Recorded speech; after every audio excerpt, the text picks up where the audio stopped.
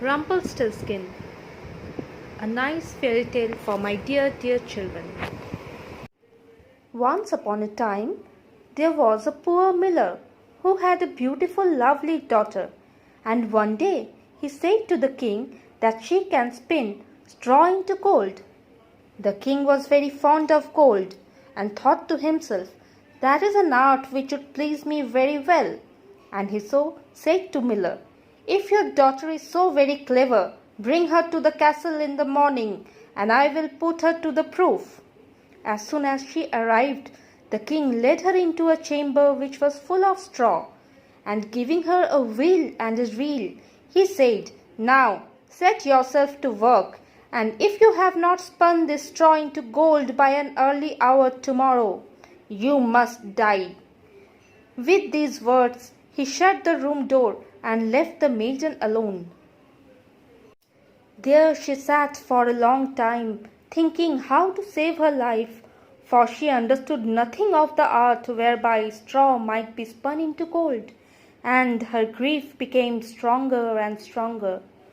All at once the door opened, and in stepped a little man who said, "Good evening, fair maiden. Why do you weep so sore?" "Ah," she replied, "I must spin this straw into gold, and I am sure I don't know how to do it." The little man asked, "What will you give me if I spin it for you?" "My necklace," said the maiden. The dwarf took in, placed himself in front of the wheel, and whir, whir, and whir 3 times round, and the bobbin was full of gold. Then he set up another, and again whir, whir, and whir thrice round again, and the second bobbin was full of gold. At sunrise, the king came, and he was very much astonished to see the gold. The sight of it gladdened him, but it did not satisfy him. He caused the maiden to be led into another room, still larger, full of more straw, and then he bade her spin it into gold during the night, if she valued her life. The maiden was again quite at a loss what to do, but while she cried, the door opened suddenly as before, and the dwarf appeared and asked her what she would give him in return for his assistance. "The ring of my finger," she replied. The little man took the ring and began to spin at once, and by the morning all the straw was changed to glistening gold. The king was rejoiced above, and still he was not satisfied, and leading the maiden into another still larger room full of straw, and said, "This you must spin during the night, but if you accomplish it, my dear, you shall be my bride." When the maiden was left alone, the dwarf appeared again and asked for the 3rd time, "What will you give me to do this for you?" "I have nothing left that I can give you," sighed the maiden. "Then promise me your first-born child. If you become queen, it will be mine." The miller's daughter thought, "Who can tell if that will ever happen?" and she promised the dwarf what he desired. And he immediately set about and finished the spinning. When morning came, the king found all he had wished for done. He celebrated his wedding, and the fair miller's daughter became the queen of the big kingdom. After a year, the maiden brought a beautiful little child into the world, and suddenly, soon after its birth, the very man appeared and demanded what she had promised.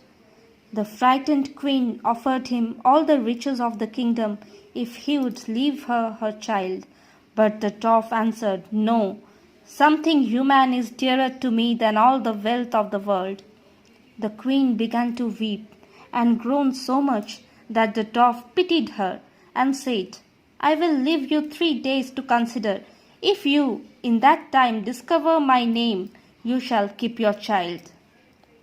All night the queen racked her brains for all the names she could think of, and sent a messenger through the country to collect far and wide any new names. The following morning came the dwarf, and she began with Casper, Balthrasus, all the odd names she knew, but at each the little man exclaimed, "That is not my name." The next day the maiden failed again.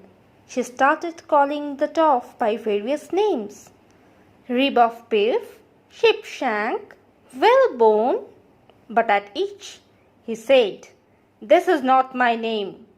The third day the messenger came back and said, "I have not found a single new name, but as I came to a high mountain near the edge of the forest, where foxes and hares were saying good night to each other, I saw there a little house, and before the door a fire was burning, and round this fire a very curious little man was dancing on one leg and shouting, 'Today I stew and then I'll bake. Tomorrow I shall the queen's child take. Ah, how famous it is that nobody knows that my name is Rumpelstiltskin.' When the queen heard this, she was very glad, for now she knew the name. And soon after came the dwarf and asked, 'Now, my dear lady, what is my name?' Then she said, 'Are you called Hall?' 'No.' 'Are you called John?' 'No.' 'Then is your name Rumpelstiltskin?' 'A witch has told you that! A witch has definitely told you that!' shrieked the little man, and stamped his right foot so hard in the ground with rage that he could not draw it out again. Then he took hold of his leg with both his hands and pulled away so hard that his right came off in the struggle, and he hopped away, howling terribly. And from that day to this the queen has never heard of this troublesome visitor again. Friends, if you are enjoying my stories, then please subscribe to my channel and press on the bell icon, and I'll be back soon with some more interesting stories. Thank you.